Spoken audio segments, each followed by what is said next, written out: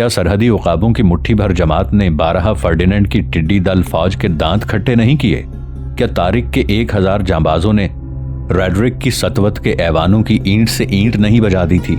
جب ہم ہزاروں کی تعداد میں تھے تو ہم نے دشمن کی بڑی سے بڑی طاقت کو شکست دی، اور آج ہماری تعداد لاکھوں میں ہے۔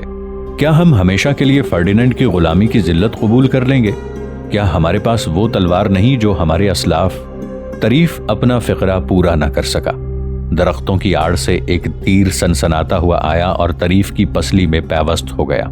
وہ اف کہہ کر جھکا، لیکن اس کے ساتھ ہی ایک اور تیر اس کی پیٹھ میں لگا۔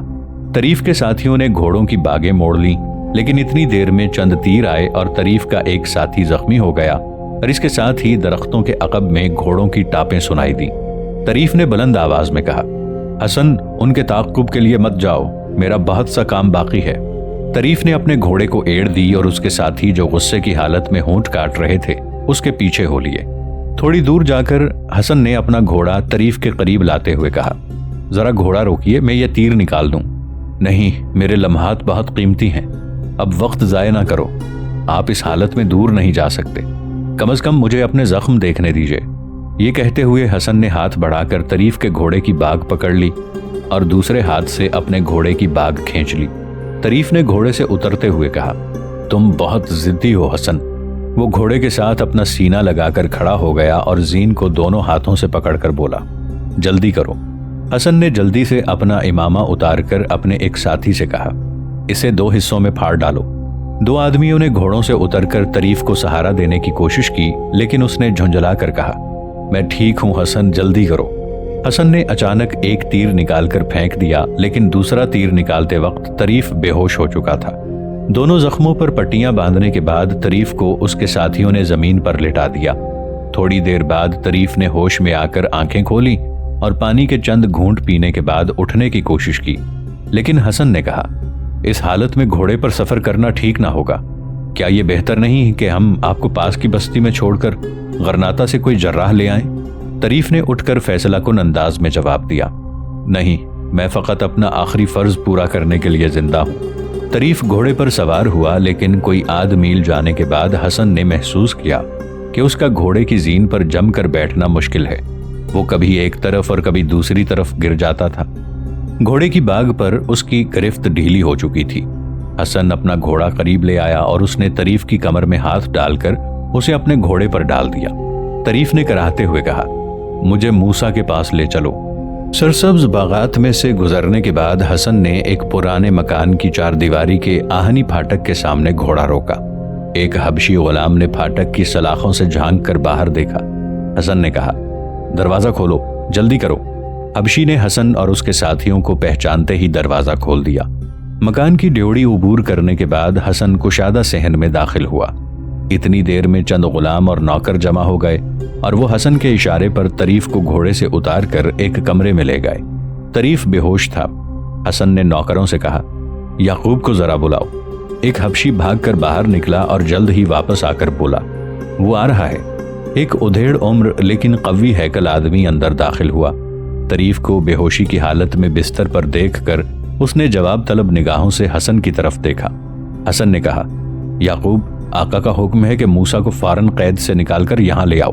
یعقوب نے تذبذب اور پریشانی کی حالت میں پہلے حسن اور پھر اس کے ساتھیوں کی طرف دیکھا۔ اس کی خاموش نگاہیں اس غیر متوقع حکم کے خلاف احتجاج کر رہی تھیں۔ حسن نے کہا، یعقوب، وقت ضائع نہ کرو، جلدی کرو۔ یعقوب نے قدر جرت سے کام لیتے ہوئے کہا، لیکن آقا بے ہوش ہیں اور جب تک وہ مجھے خود حکم نہ دیں تو۔ حسن نے گرج کر کہا، آقا کی طرف سے میں تمہیں حکم دیتا ہوں، جلدی کرو، لیکن وہ مجھے زندہ نہیں چھوڑے گا۔ شیر لومڑیوں پر ہاتھ نہیں اٹھایا کرتے، چلو میں تمہارے ساتھ چلتا ہوں۔ تھوڑی دیر بعد حسن، یعقوب اور ایک غلام اس مکان کے دوسرے سرے پر ایک تنگ برآمدے سے گزرتے ہوئے ایک کوٹھڑی کے آہنی دروازے کے سامنے رکے۔ بربری نے دروازے کا تالا کھولا۔ کوٹھڑی کے ایک سرے پر پتھر کی تنگ سیڑھی نیچے کی طرف اترتی تھی۔ کوئی 20 سیڑھیاں اترنے کے بعد یہ لوگ ایک آہنی سلاخوں والے دروازے کے سامنے رکے۔ یعقوب نے دروازہ کھولا۔ اندر سخت اندھیرا تھا۔ یعقوب نے دروازے کے قریب دیوار کے ساتھ ایک لوہے کی چرخی کو گھمایا تو سامنے کی دیوار میں چھت کے قریب ایک چھوٹا سا روزن کھل گیا اور کمرے میں دھندلی سی روشنی آ گئی۔ یہ کمرہ خالی تھا اور ایک آدمی دائیں ہاتھ دوسری کوٹھڑی کے تنگ دروازے کی آہنی سلاخوں کے پیچھے کھڑا اپنی تنہائی میں مخل ہونے والوں کی طرف دیکھ رہا تھا۔ یہ موسیٰ ابن ابی غسان تھا، سطوت و جبروت کا پیکر مجسم، جس کا مرجھایا ہوا چہرہ بھی دیکھنے والوں کے دل دہلا دینے کے لیے کافی تھا۔ حسن نے ایک قدم آگے بڑھ کر کہا، ہم طریف بن مالک کے حکم سے آپ کو قید سے نکالنے کے لیے آئے ہیں۔ موسیٰ خاموشی سے حسن کی طرف دیکھتا رہا۔ حسن نے پھر کہا، وہ زخمی ہے اور اس کی آخری خواہش یہ ہے کہ آپ اسے پاؤں پر گرنے کا موقع دیں۔ ہم اسے بے ہوشی کی حالت میں یہاں لائے ہیں۔ ہم جانتے ہیں کہ آپ اسے معاف نہیں کریں گے، لیکن وہ توبہ کر چکا ہے اور اب تھوڑی دیر میں شاید اس کا معاملہ خدا کے سامنے ہوگا۔ ہم سب آپ کے مجرم ہیں اور اگر آپ سزا دینا چاہیں تو ہماری طرف سے سرتابی نہیں ہوگی۔ حسن کے اشارے پر یعقوب نے ڈرتے ڈرتے دروازہ کھول دیا۔ موسیٰ کوٹھڑی سے باہر نکل کر ایک لمحے کے لیے خاموش کھڑا رہا اور پھر بولا، میری سمجھ میں نہیں آتا، طریف ابو عبداللہ کے لیے ہر گناہ کر سکتا تھا، اس پر یہ عتاب کیسے نازل ہوا؟ ناظرین، آگے بڑھنے سے پہلے کامنٹ سیکشن میں ہمیں اپنی آراء سے ضرور آگاہ کیجیے گا کہ آپ کو ہماری یہ سیریز کیسی لگ رہی ہے۔ میں ہوں طاہر عبید چودھری۔ آئندہ آنے والی اقساط سے باخبر رہنے کے لیے ہمارے چینل کو سبسکرائب کر لیں اور ساتھ موجود بیل آئیکن کو ضرور کلک کر لیں۔ شکریہ۔ حسن نے جواب دیا، طریف کو فرڈیننڈ کے آدمیوں نے زخمی کیا ہے۔ آپ تمام معاملات سے باخبر ہونے کے بعد اسے شاید قابل معافی سمجھیں، لیکن اب اس کی زندگی کا چراغ ٹمٹما رہا ہے۔ وہ آپ کا منتظر ہے اور آپ سے کچھ کہنا چاہتا ہے۔ موسیٰ نے کہا، چلو۔ طریف نے درد سے کراہتے ہوئے کہا، جلدی کرو، مجھے موسیٰ کے پاس لے چلو۔ اس کے ایک ساتھی نے کہا، حسن موسیٰ کو لینے گیا ہے، وہ آ ہی رہے ہوں گے۔ طریف نے آنکھیں کھول کر ادھر ادھر دیکھا اور اٹھ کر بستر پر بیٹھتے ہوئے کہا، میں اس حالت میں اسے دیکھنا نہیں چاہتا، مجھے اس کوٹھڑی کے سامنے لے چلو، میں اس قابل نہیں کہ وہ میرے پاس آئے، جلدی کرو۔ طریف نے اپنے پاؤں بستر سے نیچے لٹکا دیے۔ دو آدمیوں نے اسے سہارا دیا۔ جب اسے دروازے سے باہر نکالا گیا تو ایک حبشی غلام نے کہا، وہ آ رہے ہیں۔ طریف نے کہا، مجھے چھوڑ دو، مجھے سہارے کی ضرورت نہیں۔ نوکروں نے اپنی مرضی کے خلاف اس کے حکم کی تعمیل کی۔ طریف نے چند قدم اٹھائے۔ برآمدے کے دوسرے سرے پر اسے موسیٰ دکھائی دیا۔ اس کی نگاہوں کے سامنے اندھیرا چھا گیا۔ وہ لڑکھڑاتا ہوا آگے بڑھا اور برآمدے کے ستون کے ساتھ لپٹ کر کھڑا ہو گیا۔ موسیٰ اس کے قریب پہنچ کر رکا اور تذبذب کی حالت میں اس کی طرف دیکھنے لگا۔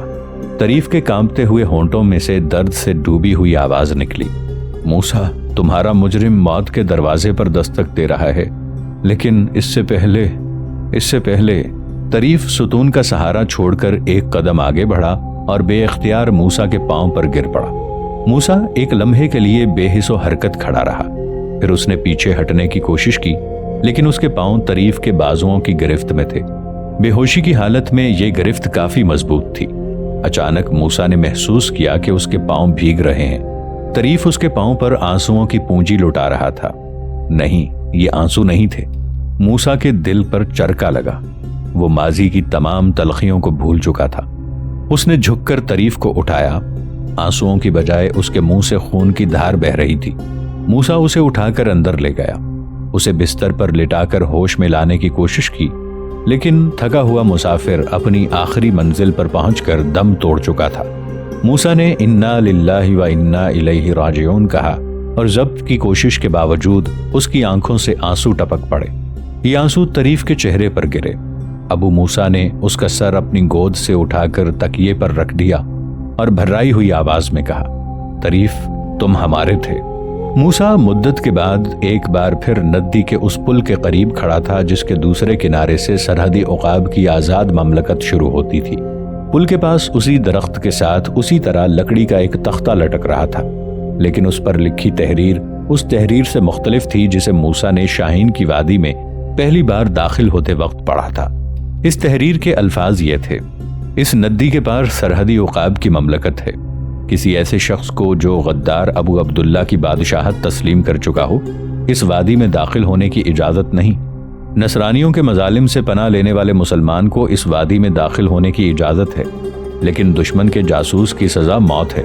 عصر کی نماز کا وقت ہو چکا تھا۔ موسیٰ نے گھوڑے سے اتر کر اسے ایک درخت کے ساتھ باندھ دیا اور ندی کے پانی سے وضو کرنے کے بعد سرسبز گھاس پر نماز کے لیے کھڑا ہو گیا۔ कोई 25 के लगभग मुसल्ला नौजवान दरख्तों की आड़ से नमूदार हुए और मूसा के करीब जमा हो गए। मूसा नमाज से फारिग होकर उठा और उनकी तरफ मुतवज्जे होकर बोला, मैं तुम्हारे अमीर से मिलना चाहता हूँ, मेरा नाम मूसा है। मूसा, आप? एक नौजवान ने आगे बढ़कर उसे गौर के साथ देखते हुए कहा, आप जिंदा थे, लेकिन इतनी देर आप कहाँ रहे? नौजवान की परेशानी मुसर्रत में तब्दील हो रही थी। मूसा ने कहा, अपने अमीर से कहो मैं उनकी खिदमत में हाजिर होने की इजाजत चाहता हूँ, मैं यहाँ ठहर कर उनके हुक्म का इंतजार करूंगा। नौजवान ने जवाब दिया, गरनाता के शेर को उकाब की वादी में दाखिल होने के लिए इजाजत की जरूरत नहीं। ये नौजवान मुजाहिदीन के उस गिरोह का सालार था। उसके इशारे पर एक सिपाही मूसा का साथ हो लिया और बाकी फिर दरख्तों की आड़ में रूपोश हो गए। जंगल और पहाड़ के तंगो तारीक रास्तों से गुजरने के बाद आधी रात के करीब वो एक कले के दरवाजे के सामने पहुंचे। मूसा की तवक्को के खिलाफ कले का दरवाजा खुला था और बाहर चंद आदमी खड़े उनका इंतजार कर रहे थे। उनमें से एक के हाथ में मशल थी। मूसा दरवाजे के करीब पहुंचा तो एक शख्स ने आगे बढ़कर उसके घोड़े की बाग पकड़ ली। मूसा घोड़े से उतरा और मशल की धुंधली रोशनी में उसकी तरफ देखते हुए बोला, कौन? बशीर? बशीर बेख्तियार उसके साथ लिपट गया। जज्बात के हैजान में बशीर बार बार ये अल्फाज दोहरा रहा था, आप कहाँ थे? आपने अपने मुताल्लिक हमें इतनी देर बेखबर क्यों रखा? ये एक ख्वाब तो नहीं? बशीर की गिरफ्त से अलहदा होने के बाद मूसा दूसरे आदमियों की तरफ मुतवज्जे हुआ। एक स्याह पोश ने उसकी तरफ हाथ बढ़ाया। मूसा ने उसके साथ मुसाफा करते हुए बशीर की तरफ देखा और बशीर ने कहा, ये मंसूर बिन अहमद हैं। मंसूर के साथ मुसाफा करने के बाद मूसा की नजर अबू मोहसिन पर जा पड़ी। अबू मोहसिन बेहिस व हरकत खड़ा अपने सालार की तरफ देख रहा था। मूसा ने उसकी तरफ हाथ बढ़ाते हुए कहा, अबू मोहसिन, तुम मुझे नहीं पहचानते? अबू मोहसिन ने फरते अकीदत से मूसा का हाथ अपने होंठों से लगा लिया। वो कले के अंदर दाखिल हुए। एक वसी कमरे में दस्तरखान बिछा हुआ था। मूसा ने कहा, आपने अभी तक खाना नहीं खाया? बशीर ने जवाब दिया, हम आपका इंतजार कर रहे थे। तो दरवाजे पर भी मेरा ही इंतजार हो रहा था, लेकिन आपको कैसे मालूम हुआ कि मैं आ रहा हूं? मंसूर ने जवाब दिया, जब आप हमारी सरहदों से 4 कोस के फासले पर थे तो हमें मालूम हो चुका था कि एक मेहमान आ रहा है, और मगरिब की नमाज से थोड़ी देर बाद हमें ये इत्तला मिल गई कि हमारा मेहमान कौन है। दस्तरखान पर बैठने के बाद मूसा की आंखों के सामने वो मंजर आ गया जब वो अज़्ज़ुग़ल के साथ पहली बार उक़ाब की वादी में दाखिल हुआ था। वो जंगल की इस दावत का तसव्वुर कर रहा था जिसमें उनका मेजबान बद्र बिन मुगीरा था। आज जब बद्र बिन मुगीरा की बजाय मंसूर बिन अहमद ने उसके हाथ धुलाए तो उसे अचानक इस महफिल में अजनबियत का एहसास हुआ। बशीर की बेतकल्लुफी और मंसूर के खुलूस के बावजूद वो इस महफिल में एक तन्हाई महसूस कर रहा था। उसने बद्र बिन मुगीरा का जिक्र छेड़ना चाहा, लेकिन वो बोल ना सका। मेजबान इस बात का इंतजार कर रहे थे कि उनका मेहमान खाने की तरफ हाथ बढ़ाए। बशीर ने कहा, शुरू कीजिए। मूसा ने गैर इरादी तौर पर एक लुक़मा उठाया, लेकिन उसकी भूख मर चुकी थी। उसका हाथ मुंह तक पहुंचते पहुंचते रुक गया। उसकी आंखों के सामने आंसुओं के पर्दे हायल होने लगे। उसके मुंह से दर्द में डूबी हुई आवाज निकली, बद्र, बद्र, और उसने उठाया हुआ नवाला फिर दस्तरखान पर रख दिया। मेजबान इंतहाई परेशानी की हालत में उसकी तरफ देख रहे थे। मूसा ने अपना चेहरा आस्तीन में छुपा लिया। वो मुजाहिद जिसके सामने शेरों के दिल दहल जाते थे, जिसने सारी उम्र तूफानों से लड़ना और बिजलियों से खेलना सीखा था, जो मौत के भयानक चेहरे के सामने कहकह लगाने की जुर्रत रखता था, इस भरी महफिल में रो रहा था, उस मासूम बच्चे की तरह जिसका अजीज तरीन खिलौना टूट चुका हो। माफ कीजिए, मुझे भूख न थी। मूसा भर्राई हुई आवाज में यह कहकर उठा और कमरे से बाहर निकल गया। मेजबानों ने एक दूसरे की तरफ देखा। मंसूर ने कहा, थोड़ी देर इंतजार करो, मैं अभी आता हूं। बशीर, तुम मेरे साथ आ सकते हो। मूसा सहन में खड़ा आसमान के जगमगाते हुए सितारों की तरफ देख रहा था। बद्र, बद्र, उसने हिचकी लेते हुए कहा। मंसूर ने आगे बढ़कर उसके कंधे पर हाथ रखते हुए कहा, यह मायूसी गरनाता के मुजाहिद आजम की शान के शायान नहीं। गरनाता का अंजाम बहुत अलमनाक है, लेकिन हमें हिम्मत नहीं हारनी चाहिए। अबू मूसा ने मुड़कर उसकी तरफ देखते हुए कहा, मैं इस वक्त गरनाता के मुताल्लिक नहीं सोचता मंसूर। तुम नहीं जानते, टूटी हुई दीवारें फिर खड़ी की जा सकती हैं, कले दोबारा तामीर किए जा सकते हैं, और कौम की मर्दमशुमारी में भी इजाफा किया जा सकता है। لیکن وہ مسیحا جو مردہ اقوام کی رگوں میں ایمان کی حرارت پیدا کرتے ہیں بار بار پیدا نہیں ہوتے۔ بدر ہماری قوم کا مسیحا تھا، لیکن ہم نے اسے تختہ دار پر لٹکا دیا۔ وہ اس مردہ قوم کی رگوں میں زندگی کے خون کا آخری قطرہ تھا۔ وہ ہماری تلوار تھا جو ٹوٹ گئی، وہ ہمارا بازو تھا جو کٹ گیا، وہ ایک آفتاب تھا جو غروب ہو چکا، اور ہم ہیں کہ تاریکی میں بھٹک چکے ہیں۔ قلعے سے باہر گھوڑوں کی ٹاپوں کی آواز سنائی دی۔ منصور نے بشیر کی طرف دیکھا اور بشیر اس کا اشارہ سمجھ کر قلعے کے دروازے کی طرف چل دیا۔ منصور نے موسیٰ سے کہا، آپ تھکے ہوئے ہیں، چلیے اندر بیٹھیں۔ ابو موسیٰ کچھ کہے بغیر منصور کے ساتھ چل دیا۔ پتھر کی سیڑھیاں چڑھنے کے بعد وہ بالائی منزل کے ایک کمرے میں داخل ہوئے۔ اندر شمع جل رہی تھیں۔ منصور کے اشارے پر ابو موسیٰ ایک کرسی پر بیٹھ گیا۔ منصور اس کے قریب دوسری کرسی پر بیٹھتے ہوئے کہنے لگا، اگر قدرت ایک معجزہ کر سکتی ہے تو وہ دوسرا معجزہ بھی کر سکتی ہے۔ ہم آپ کے متعلق نا امید ہو چکے تھے۔ آج ہمیں آپ کی آمد کی اطلاع ملی تو ہم یہ سمجھتے تھے کہ ہمارے آدمیوں کا دھوکہ ہوا ہے، لیکن یہ ممکن نہیں کہ جس طرح ہمیں موسیٰ مل گیا ہے اسی طرح آپ کو بدر مل جائے۔ کیا آپ کی طرح وہ بھی روپوش نہیں ہو سکتا؟ موسیٰ نے قدرے پر امید ہو کر منصور کی طرف دیکھا، لیکن پھر مایوس ہو کر کہنے لگا، حالات نے تمہیں بھی میری طرح شاعر بنا دیا ہے۔ مایوسی ہر شخص کو شاعر بنا دیتی ہے۔ میں سارا رستہ دل کو یہ جھوٹی تسلی دیتا آیا تھا کہ بدر بن مغیرہ زندہ ہے۔ ممکن ہے کہ وہ شخص جسے ابو عبداللہ نے قتل کیا ہو کوئی اور ہو۔ یہ بھی ممکن ہے کہ وہ قتل ہونے کی بجائے میری طرح قید میں ہو، اور تمہارے دسترخوان پر بیٹھتے وقت بھی میری نگاہیں دروازے پر لگی ہوئی تھیں۔ میں قدرت کے معجزے کا انتظار کر رہا تھا، اور جب تم نے مجھے کھانے کی طرف ہاتھ بڑھانے کے لیے کہا تو امید کا ٹمٹماتا ہوا چراغ بجھ گیا۔ یہ حقیقت میرے لیے ناقابل برداشت تھی کہ اس محفل میں بدر بن مغیرہ کی جگہ خالی ہو چکی ہے۔ اگر میں آتے ہی اس کا ذکر چھیڑ دیتا تو مجھ سے دسترخوان پر بچوں کی سی حرکت سرزد نہ ہوتی، لیکن میں اسے مردہ نہیں بلکہ زندہ سمجھ کر اس کا انتظار کر رہا تھا۔ اپنے منہ سے کچھ کہنے کی بجائے میں آپ کی زبان سے سننا چاہتا تھا۔ منصور، میں زندگی اور موت کے مفہوم سے ناآشنا نہیں۔ مرنے والوں کی یاد نے مجھے کبھی نہیں ستایا۔ خواب میں بھی میں انہیں اس دنیا کی بجائے ہمیشہ کسی اور دنیا میں دیکھتا ہوں۔ ہماری دوستی کا زمانہ بہت مختصر تھا، لیکن اس کے باوجود میں یہ محسوس کرتا ہوں کہ اس دنیا میں وہ مجھ سے بہت زیادہ قریب تھا، بلکہ وہ میرے وجود کا ایک حصہ تھا۔ دروازے سے باہر کسی کے پاؤں کی آہٹ سنائی دی۔ منصور نے اپنے چہرے پر ایک معنی خیز مسکراہٹ لاتے ہوئے کہا، آپ بدر بن مغیرہ سے ابھی ملنا چاہتے ہیں؟ ایک لمحے کے لیے موسیٰ مبہوت سا ہو کر منصور کی طرف دیکھتا رہا۔ باہر سے پاؤں کی آہٹ پا کر دروازے کی طرف متوجہ ہوا، اور اچانک اس کی تمام حسیات سمٹ کر آنکھوں میں آ گئیں۔ بدر بن مغیرہ سر سے پاؤں تک لوہے میں غرق اس کے سامنے تھا۔ ایک ثانیے کے لیے موسیٰ بے حس و حرکت کرسی پر بیٹھا رہا۔